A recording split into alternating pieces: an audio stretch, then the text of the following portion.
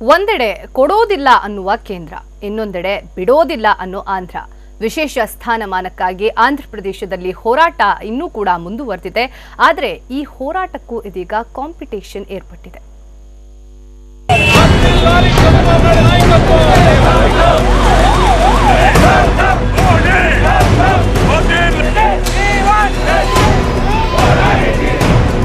ಮೊಟ್ಟೆ ಪ್ರತಿಭಟನೆ, ಉಪವಾಸ ದೀಕ್ಷೆ, ಜಲಸತ್ಯಾಗ್ರಹ ಒಂದ ಎರಡ ವಿಶೇಷ ಸ್ಥಾನಮಾನ ನೀಡುವಂತೆ ಒತ್ತಾಯಿಸಿ ಆಂಧ್ರ ಪ್ರದೇಶದಲ್ಲಿ ವಿಭಿನ್ನ ಪ್ರತಿಭಟನೆಗಳು ನಡೆದಿವೆ.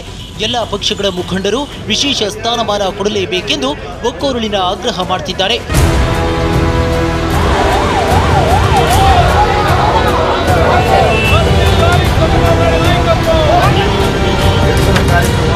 ಇವು ಪ್ರತಿಭಟನೆಗಿಂತ ಹೆಚ್ಚಾಗಿ ಸ್ಪರ್ಧೆಯಂತೆ ಕಾಣಲಾರಂಭಿಸಿದೆ.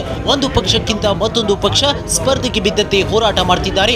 ಟಿಡಿಪಿ ಎಂಪಿಗಳು ಸಂಸತ್ತಿನ ಮುಂದೆ ಧರಣಿ ಕೂತಿದ್ರೆ, ದೆಹಲಿಯಲ್ಲಿ ರಾಜೀನಾಮೆ ಕೊಟ್ಟು ವೈಎಸ್ಆರ್ ಕಾಂಗ್ರೆಸ್ ಎಂಪಿಗಳು ಅನಿರ್ದಿಷ್ಟಾವಧಿ ಉಪವಾಸ ನಡೆಸುತ್ತಿದ್ದಾರೆ. ಸಂಸದರ ಹೋರಾಟಕ್ಕೆ ಸಂತಸ ವ್ಯಕ್ತಪಡಿಸಿರುವ ಚಂದ್ರಬಾಬು ನಾಯ್ಡು ಬೇಡಿಕೆ ಈಡೇರುವವರೆಗೆ ಹೋರಾಟ ನಡೆಸಲು ತಮ್ಮ ಸಂಸದರಿಗೆ ತಿಳಿಸಿದ್ದಾರೆ.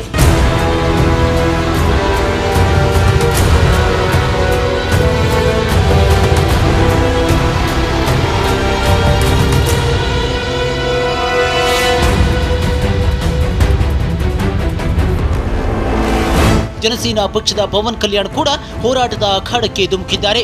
ವೈಎಸ್ಆರ್ ಕಾಂಗ್ರೆಸ್ ಮುಖ್ಯಸ್ಥ ಜಗನ್ಮೋಹನ್ ರೆಡ್ಡಿ ನೇತೃತ್ವದಲ್ಲಿ ಹಲವೆಡೆ ಪ್ರತಿಭಟನೆಗಳು ನಡೆದಿವೆ. ನಿನ್ನೆ ಪ್ರತಿಭಟನೆಯಲ್ಲಿ ಪಾಲ್ಗೊಂಡಿದ್ದ ಚಿತ್ರನಟಿ ಹಾಗೂ ಶಾಸಕಿ ರೋಜಾ ಟಿಡಿಪಿ ವಿರುದ್ಧ ಗುಡುಗಿದ್ರು. ಟಿಡಿಪಿ ಸಂಸದರು ಸಹ ತಮ್ಮ ಸ್ಥಾನಕ್ಕೆ ರಾಜೀನಾಮೆ ನೀಡಬೇಕು ಅಂತ ಒತ್ತಾಯಿಸಿದ್ರು.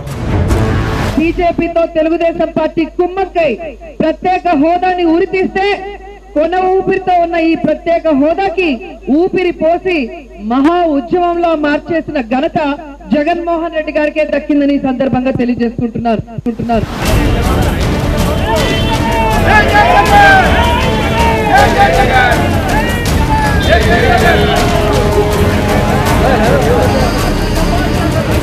ಆಂಧ್ರ ಪ್ರದೇಶ ಇಬ್ಬಾಗವಾಗುವಾಗ ನೀಡಿದ ಭರವಸೆಗಳನ್ನ ಈಡೇರಿಸಿಲ್ಲ.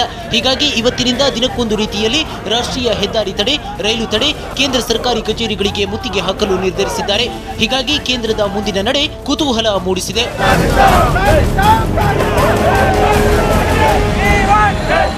ಜಿ ಬಸವರಾಜ್, ಟಿವಿ9, ಹೈದರಾಬಾದ್.